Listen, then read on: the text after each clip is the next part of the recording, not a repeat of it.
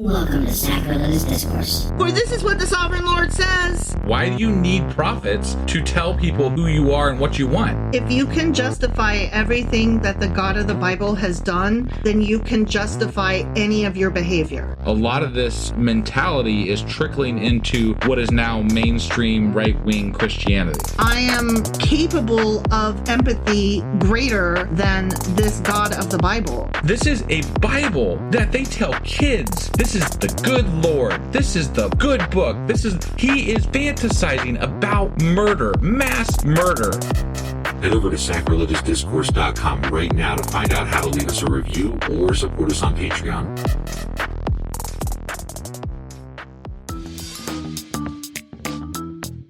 Hey there, sinners and saints. It's your favorite Bible-bashing duo from Sacrilegious Discourse, and we need your help. That's right, folks. We're raising funds for some heavenly equipment and a studio that doesn't sound like it's in the depths of hell. Our current setup, let's just say it's more apocalypse than audiophile. So if you want to hear us dissect the Bible without the background noise of demonic squirrels, chip in a few bucks. We're aiming for $5,000 to upgrade our audio and build a studio worthy of blasphemous banter. Donate today and help us spread the good word of atheism. You can find a link right on our homepage, sacrilegiousdiscourse.com. Every dollar counts. Even if it's from your collection plate. Husband! Wife! Do you know where we are and how the hell we got here? Well, yesterday we just got done reading Joel chapter 2. Sure as fuck did. And in that chapter, God was pouring out his spirit on people. He came all over those folks. Yeah, he did. I mean, it was more of the judgment and then repentance crap where, you have the ability to, get back into God's favor if you just beg him. And, yay, you're saved if you don't, worship idols and shit. Unless, of course, the locust gets you, which might be Assyrians, and who knows, because it's Joel. So, right. Or Jeff. We don't know. Joel, Jeff. Geoff. Anyway, that was the gist of Joel chapter 2. Okay. Which means that today we're getting into... Jughead, chapter 3. No. Joel, chapter 3. Which is also our... we're doing what today? Wrapping that shit up is done. Yeah. This is we're the done last with chapter. this book of the Bible after today. Well, I mean, other than the specials, Right. But we're done. Yeah. We're done. And if you're listening to this morning, tonight is our special live episode on Discord, which you should totally check out. You're saying Wednesday when you say this morning. And yeah, because it releases at 6 a.m. I'm just making sure that I understand what day is coming out. Wednesday at 10 p.m. Eastern, yes. Is our live. On so Discord. If you're listening to this episode, the day that it comes out, you'll be listening. You can hop on tonight at 10 p.m. Eastern and catch the live episode on Discord. Okay. Yeah, got it. Which is Wednesday. Mm-hmm. So, okay. You ready to get into this? Yes, I am. All right, let's do it. Okie dokie.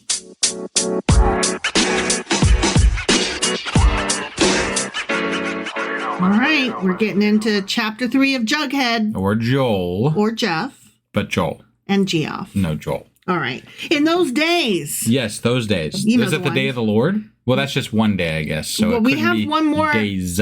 We have one more day of the Lord coming. Do we? Remember? Because there was one, and then we did 3 in the second chapter, and now we've got one more somewhere. Oh, okay. I think. I mean, I was trying to keep count. I might have not paid attention. Sure. That happens to me. All right. Yeah. Frequently. Got it. So in those days. Yes. And also. At that time. When I restore the fortunes of Judah and Jerusalem. Okay. When that thing happens. Wait. We're talking about Judah now. Mm-hmm. We didn't do that until just now. Yeah. We were talking about Israel last chapter. Mm-hmm. So that's odd. That is odd. So, sorry, I was trying to figure out time frames last time, and there's a whole other loop into the the mix. So I'm like, what is going on? You're like, never mind, nothing. Yeah, I give up. Yep. So when I restore the fortunes of Judah and Jerusalem, I will gather all nations and bring them down to the valley of Jehoshaphat. Great jumping Jehoshaphat. All right. Okay, that's what he's going to do. There I will put them on trial for what they did to my inheritance, my people of Israel, because they scattered my people among the nations and divided up my land. Huh. Look what they did, those fucks. I mean, I could almost see this being the Babylonian exile. Yeah. Right? Yeah. Like, I mean, like, I don't even know where the fuck we're talking about at this point. I don't either. But okay. Yeah. They cast lots for my people and traded boys for prostitutes. Oh. They sold girls for wine to drink. Jeez. That's not okay. They got rid of their kids. But you know what, though? I don't want to like judge too much here, but God told the Israelites at one point to take a bunch of girls as slave wives. Sure as fuck did. So yeah. I'm just saying that kind of did some of the same things. Like, oh, it's fine when you tell them to steal women, but then when they go and do it themselves, then there's a problem. Seems like a bit of a double standard to me. Mm-hmm. Not only that, but you told them to have 500 kids each. Right. And so maybe they didn't actually sell them for wine to drink or sell them for prostitutes or whatever. Maybe what they did was sell them for wine for the sacrifice worship thing, you know, because maybe they had like 10,000 kids, right? And they're like, well, I can either have my 10,000 kids and I can't give a sacrificey thing. He's talking about the other nations did this to his people. That's why he was complaining. That's why I was saying that he had done this also.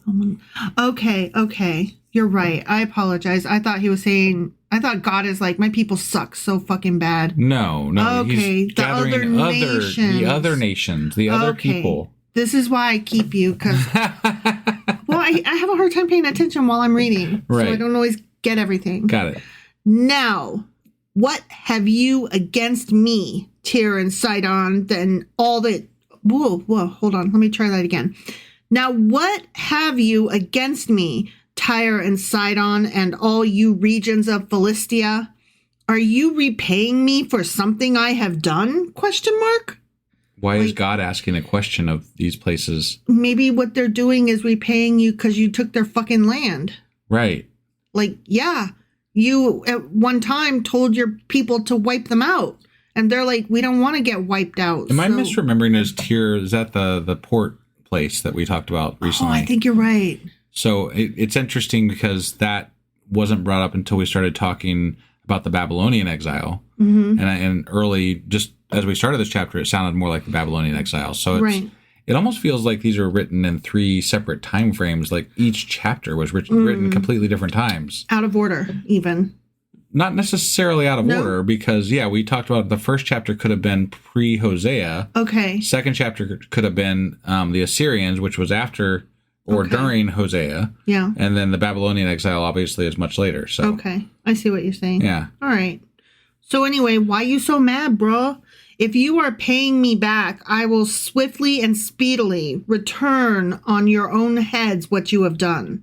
So vengeance, he's going to enact vengeance. Yes, because ours is a fickle God and a vengeful God. Right. He's not. They say he's a loving God, but I don't get that. Honestly. Right, and it really depends on who you are and what day. Yeah. Mostly, he's just a prick. For you took my silver and gold, and I'm a god, and I care about that shit. Right, yeah. And carried off my finest fucking treasures to your temples. I'm a god. I love gold and silver and treasures. Okay, I know I'm jumping ahead here, but I distinctly recall Christians saying something about giving away all your worldly possessions in Jesus and things like that. But you know who wears the most jewelry and makeup? Baptists. Yep. That's just my impression. I am stereotyping hardcore right now. Sorry about that. But that's in my experience. That's who they are. Yeah. I mean, I lived in South San Antonio, Texas, and I have family that is Baptist, and in my experience, they sing the highest warbly voices in choruses in church, and they wear the most makeup. They have the tallest hair. Yeah. And they wear the most fucking jewelry. Right. And also they're the same bitches that are like, you have to wear your Sunday best. You got to dress up in the house of God. Now, look, I want to say this because there are different Baptist groups out there. Okay. And I don't think all of them are the same. I'm only speaking of the ones I've been around. And I'm not sure exactly which ones are the ones we're thinking of. They might be the Southern Baptist, which is the one I would probably think it is, but I don't know that 100% either. Well, that's the ones I'm acquainted with. Sure. And they don't want you coming into their church unless you are dressed in your finest. You got to look pretty. Right. Preferably white, but, Right, yeah. All right. Anyway, fuck those people. You sold the people of Judah and Jerusalem to the Greeks that you might send them far from their homeland. See, I'm going to rouse them out of the places to which you sold them, and I'll return on your own heads what you done. Okay. Okay. Yeah. Remember how I'm vengeful? Right. I'm God. Don't fuck with me. Yeah. I will sell your sons and daughters to the people of Judah because I love punishing children. So wait. He's going to do the same thing back. That's what he's literally saying. Yes, I will do unto your head what you've done to my people. So he's going to condone slavery because they did slavery. Yeah. That's crap. You stole our kids, I'll steal your kids. What? Two evils don't make a right. Fuck those kids. That's not what God is saying. But that's what God is saying. You stole some of our kids. I'm a God, and I can get your kids. I'm gonna steal your kids now. That is petty ass bullshit, and it's evil. That's evil. That is evil. Like that is not even. You can't talk that away. God is saying, I'm going to turn your kids into slaves. Yeah. Fuck those kids. That's what he's saying. That's fucked up. Yeah. That's fucked up. No, I totally agree. And anybody who says it's not mine to know, well, if you are okay with that, I have a problem with you. Right. If you are saying, I can't explain it, I just have to accept it. Well, that's pretty for you. I don't have to accept it. Right. Okay. How about that? All right. I will sell I just have to read it again. Yeah. I will sell your sons and daughters to the people of Judah, and they will sell them to the Sabians, a nation far away. Wow. So they're not only they're turning into slave traders. Yeah. Wow. Yeah. Wow. The Lord has spoken. That's what it says. That is, that's crazy. He's like, fuck with me, and I will hard fuck with you. Right, but that's like the most direct. Yeah. That he's talked about slaves being okay before. Right, but like that is a statement saying, they're going to be slavers. They're going to enslave people and sell them. Yeah. And I'm going to condone that. Yeah. Like that's my word. That's what I'm saying. Not just condone it. I'm going to make it happen. Right. And I'm pretty fucking enthusiastic about it because you stole my kids first. And this is the word of God. And this is the word of God. I've spoken. Okay. All right. Everybody listen. But they don't cover that one in Sunday school. I bet they don't. Right. Proclaim this among the nations. Prepare for war. Rouse the warriors. Let all the fighting men draw near and attack. Beat your plowshares into swords. There it is. Yeah. And your pruning hooks into spears. Make weapons. We going to fight.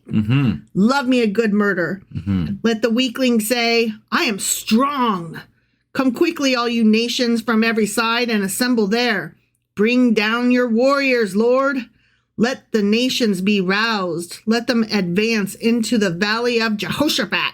For there I will sit to judge all the nations on every side. Swing the sickle, for the harvest is ripe. Wow. I need that is a Halloween statement, right? Can you not picture like Jack the Pumpkin King like walking around? Swing the sickle, for the harvest is ripe. It's a good line. Right? Right. I mean, it's grotesque. It's dark. Should not be in the Bible. No. Has no place in the Bible. Well, to be fair, it does in the Old Testament. Yeah, but it shouldn't. Because it's, because violence and gore and but not the book I was sold. Nah. That's all I'm saying. Swing the sickle, for the harvest is ripe. I'm just having a hard time reconciling the Old Testament God with what I was what I always knew. Yeah. Thought I knew God about is Jesus, love, Jesus about God. is forgiveness, right? Kind of stuff. This is a tough pill to swallow, right? When you even as someone who wasn't religious grew up, with a whole different image of what religion entails. Like that's not what I heard. Yeah, right. Did y'all hear what God did? Their one-pager left this shit out. Yeah, it's true. Come, trample the grapes, for the winepress is full and the vats overflow. So great is their wickedness. Multitudes in the valley of decision. For the day of the Lord, there it is, number 5. Okay. For the day of the Lord is near in the valley of decision. What's a valley of decision? Yeah, I don't know. Okay, that's a Q&A. Right. We got a Judah versus Israel thing, and now we've got a valley of decision. He was talking about Jehoshaphat, like bringing them all there. Mm-hmm. I'm assuming the valley of decision is where they're all going to be judged. I guess. Sure. So. The sun and moon will be darkened, and the stars no longer shine. Okay. I guess they had an eclipse, and something. They had to call it magic, right? Instead of just or lots of clouds. Astrology happened, right? Not astrology, astronomy. God damn it, astronomy. Fucking, what's that word where you mix up your words? I don't. You. Yeah. It's true. The one where you switch words. I don't know. You know what I'm talking about. I can't think of what it is. It's the one where you make your numbers and letters be backwards from each other and you switch them out accidentally. Are you talking about dyslexia? Yes, that's the word I was looking for. Oh, okay. I couldn't think of the fucking word. I didn't know it made you switch out words. Sometimes, if they're the same sound. I have to think really hard when I have astronomy and astrology. I have to think super, super hard. I know the difference between them, but just saying one versus the other, I'm like, which sound word applies to this meaning? Sure. Shut up. No, I didn't say anything. Oh my gosh, you're making fun of me. I'm not making fun of you. Your eyes are. Your eyes are making so much fun of me. You guys, if you could see him. The Lord will roar from Zion. Yeah, he should, because you gave me the making fun of me eyes. He's going to roar. Yeah. And thunder from Jerusalem. Okay. The earth and the heavens will tremble, but the Lord will be a refuge for his people. That's nice. A stronghold for the people of Israel. Just not anybody else. Yeah, no. Everybody else gets slaves or rapes or murdered. But I'm the part that I'm struggling with here is the last chapter. In Joel, he was talking about sending people who were not his people against his people to kill them if they didn't, capitulate with his, orders of stopping the idol worship and shit like that or whatever, right? Yeah. So he was going to use these people to do the evil that he's now punishing them for and enslaving their children for. Yeah. Which we've talked about before, he's done this before, where he punishes the group of people that he sends to enact his judgment. And I'm like, okay, so you either have the power to send these people or you don't, right? And if you do have the power to send them, then I don't think you have the right or at least the morality behind punishing them becomes a little skewed at that point, right? Does. Because if you sent them and then you punished them for going, that's pretty fucked up. That is pretty fucked up. Right. Now, if they went and you just condoned it, then that still a little questionable, I think. Yeah. But okay. Yeah. I don't know. These things just don't make a whole lot of sense. No, they do not. I understand what they're saying, but they don't actually line up and make sense to me because it doesn't work. And I don't understand why people defend this shit. How can you, if you've actually read this, how do you defend this? I don't get it. I don't either. They defend it by saying, it's not ours to understand and be okay with it. I get it, but But how? How are you okay with it? How many times can you say that through this book? We question, there's something in every chapter where we're like, that's fucked up, or that's wrong, or that's, he did something back assward there. Yeah. What, at what point do you just be like, okay, enough of the, we don't know what he wants, or if I'm not supposed to understand a single goddamn thing, then why am I wasting my time reading this shit? Right, yeah. What was the purpose? At some point you just have to say, you can't understand it, therefore it's not real. Yeah. It's not meant to be understood because it was written shittily with regard to how this all should have happened if it was an actual God. It wasn't meant for posterity. Well, I mean, okay, it wasn't meant for posterity the way it has become. It was meant for posterity of a particular tribe of people recording their own history. Right. You know what I mean? Yeah. It was not meant to be what it is today. Sure. And that makes it just all the more gross. Well, and it was never meant to be accessible to the general public. That's what I mean. So. Yeah. Then you will know that I, the Lord your God, dwell in Zion, my holy hill. Okay. What a holy hill. All kinds of holes in that there hill. Sure. Jerusalem will be holy. Never again will foreigners invade her. Right. Yeah. Okay. That'll never happen I mean, again. it literally just happened recently. Yeah. So. Oops. Yeah. In that day, the mountains will drip new wine, and the hills will flow with milk. All the ravines of Judah will run with water. A fountain will flow out of the Lord's house and will water the valley of acacias. Okay. But Egypt will be desolate, Edom a desert waste because of violence done to the people of Judah, in whose land they shed innocent blood. Innocent blood. Get the fuck out of here. Fuck you. Judah will be inhabited forever, and Jerusalem through all generations. Whee! Shall I leave their innocent blood unavenged? No, I will not. The Lord dwells in Zion! Exclamation point. The end. Okay. Yeah. There he be. Right. Okay. Yeah, I don't know what to say. This book felt very piecemeal and like just kind of slapped together.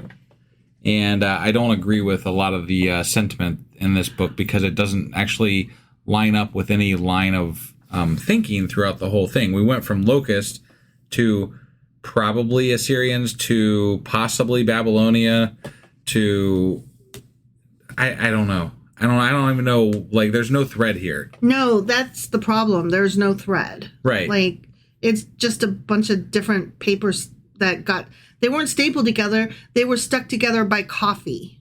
Like, somebody spilled coffee on their desk, and then they were, like, trying to, clean up the mess, and then they picked up all these various papers, and these three got stuck together. And you would expect in a book that is from a god, right? Mm-hmm. Like, most books, if you're reading them, they're going to have new, different ideas that you can work through, and you can, kind of, they're trying to teach you something, or they're trying to move an idea.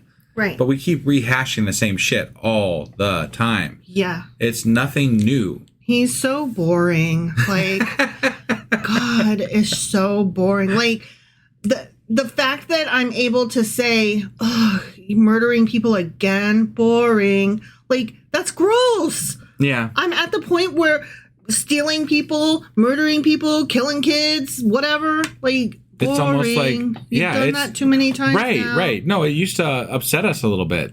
A lot. And look, it is upsetting. It still is upsetting. But, like, you can only say these things so many times before it's like, and there it is again. It reminds me of the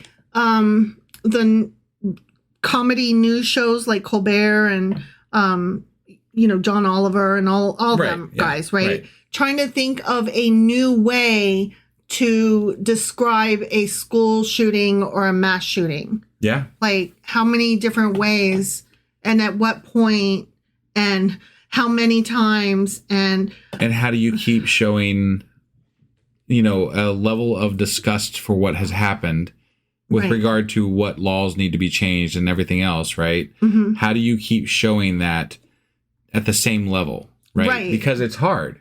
It's hard to witness the same thing happening again and again and again and get yourself as amped up as you were the first time. Well, and there's also empathy burnout is a thing. Yeah. Like, from what I read, a lot of people in the medical field had this happen to them during the beginning stages of the pandemic. Sure. When they were just dealing with, like, so much death. Yeah. That they just had empathy burnout. Right. Like, you can only care and care and care and be upset on somebody else's behalf and have so much compassion and be hurt and want things to be better and ache for all the needless bloodshed and loss and the tragedy and the hurt you can only feel all of that so much Right. before you start to become numb to it. And nobody wants to be that way. Nobody wants to feel numb. Like, Sure. I don't want to be like, ugh,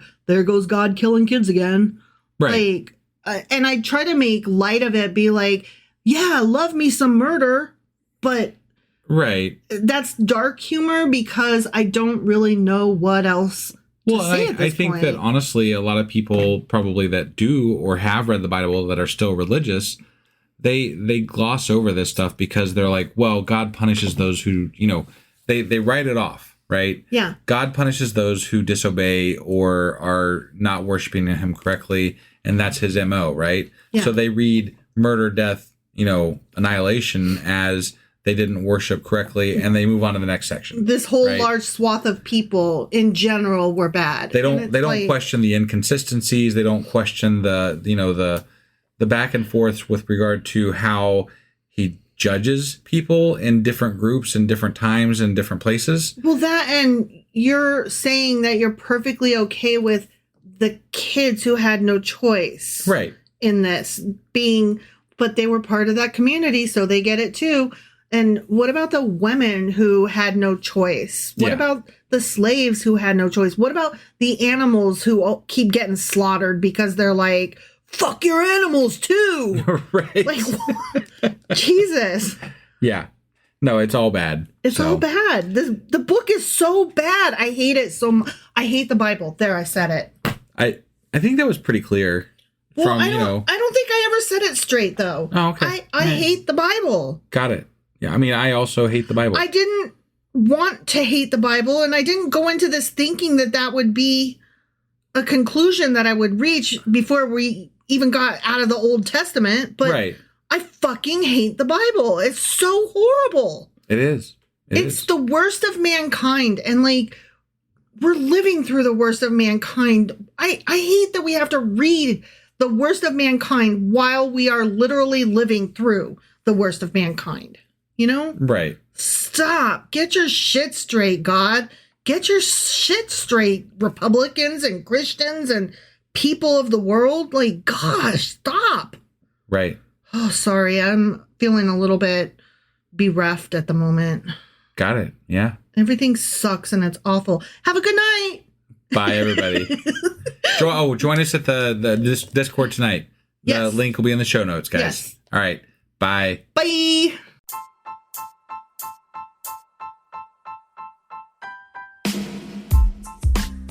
Hey, wife, I guess that's the end? But husband, that's just sad. It doesn't have to be. We are on lots of social media platforms like Twitter. Our handle there is sacrilegious_D. For D's nuts. Oh my God. Stop doing that. Anyway, we're also on Facebook, Instagram, and Pinterest. There's a link to all of our social media sites at our website.